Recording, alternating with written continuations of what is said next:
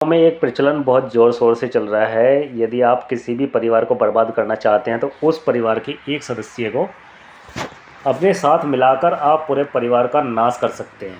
ठीक है, आपने देखा ही होगा हर परिवार में आपसी मतभेद कभी ना कभी होता ही है। जो भाई एक भाई के साथ बचपन से रह रहा है, उसके साथ खेल रहा है, उसके साथ पढ़ रहा है, उसके साथ बड़ा हो रहा है, उसके साथ खा रहा है, वो आगे चलते चलते 25 से 30 साल की उम्र में वो उस भाई का सबसे बड़ा दुश्मन कैसे हो जाता है? क्योंकि हमारे बीच में कुछ जयचंद बैठे हुए हैं ना साले, वो अपने सगे भाई को छोड़कर उन जयचंदों की बातों में आकर उस पर ऐसा प्रहार करता है कि हो सकता है उसकी जान भी चली जाए।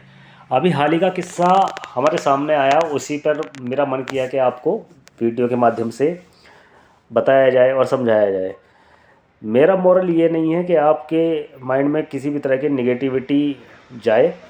ठीक है, यदि आप अपने परिवार को बचा कर रखना चाहते हैं तो आपको अपने आपसी विवाद खुद ही सॉल्व करने होंगे, ना कि किसी तीसरे आदमी का सहारा लो। यदि आपने किसी तीसरे आदमी का सहारा लिया तो समझ जाना कि वो तीसरा आदमी आपके लिए जयचंद बन सकता है और आपके खिलाफ साजिश रच सकता है। ठीक है, दो भाइयों के बीच में आपसी विवाद तब शुरू होता है जब बात आती है उनकी संपत्ति, उसके पिता की संपत्ति के बंटवारे पर। तो एक छोटे भाई का कर्तव्य हमेशा ये है कि यदि बड़ा भाई ज़्यादा संपत्ति मांग रहा है तो आपको हंसते हंसते उस पर निसार कर देनी चाहिए, और अगर बड़ा भाई है और छोटा भाई उससे ज़्यादा संपत्ति की मांग कर रहा है तो बड़े भाई का कर्तव्य है कि उस पर अपनी जान तक निसार कर देनी चाहिए। लेकिन आज के समय में हो क्या रहा है, संपत्ति के मामले में छोटा भाई बड़े भाई के खिलाफ खड़ा है और बड़ा भाई छोटे भाई के खिलाफ खड़ा है, और उसका मज़ा लेने के लिए कुछ जयचंद खड़े हैं। अब दोनों भाइयों में क्या होता है, दोनों भाइयों के आपसी विवाद को देखते हुए तीसरा आदमी उसका फ़ायदा उठा लेता है, और तीसरा आदमी किसी एक भाई को अपनी साइड करके उसे उसके खिलाफ़ भड़काकर और उनमें लड़ाइयाँ करवाता है, और लड़ाई इतनी आगे तक बढ़ जाती है कि वो एक दूसरे के खून के प्यासे तक बन जाते हैं। अभी हाल ही का एक ऐसी घटना मेरे सामने आई है जिसमें एक भाई ने, जो अब तक 25 से 30 साल तक साथ में रहे, एक भाई ने दूसरे भाई के सिर में कुल्हाड़ा मार दिया। वो मरते मरते बचा। ठीक है, और अब अगर मान लो वो व्यक्ति एक्सपायर हो जाता, या किसी भी, मतलब नहीं कहनी चाहिए मुझे ये बातें, अगर उसको कुछ हो जाता तो वो पता है क्या करते, वो उसकी वाइफ को भड़काते कि आप ऐसा करो, इसके खिलाफ केस करो और हम तुम्हारे साथ हैं और हम तुम्हारे साथ में गवाही देंगे। अब होता क्या है, एक तो इस दुनिया से चला जाता है और दूसरा चला जाता है आजीवन कारावास की सज़ा भोगने के लिए जेल में। ठीक है, दोनों का दोनों वहाँ चले जाते हैं और माँ बाप इनके वियोग में इस दुनिया से सिधार जाते हैं। अब पूरा परिवार बर्बाद हो चुका होता। किस मामले में? संपत्ति के। और संपत्ति उस इंसान को जेल से रिहा कराने में सारी की सारी बिक चुकी होती, यानी कि वो पूरा का पूरा परिवार डिस्ट्रॉय हो चुका होता।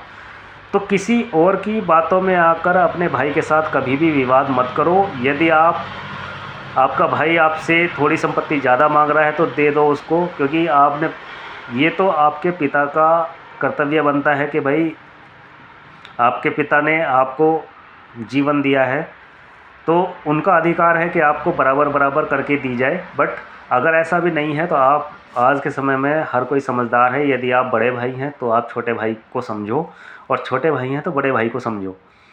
यदि आप चाहते हैं कि जीवन में आप तरक्की करें तो अपने भाई का साथ कभी मत छोड़ना, ये मेरी आपसे रिक्वेस्ट है।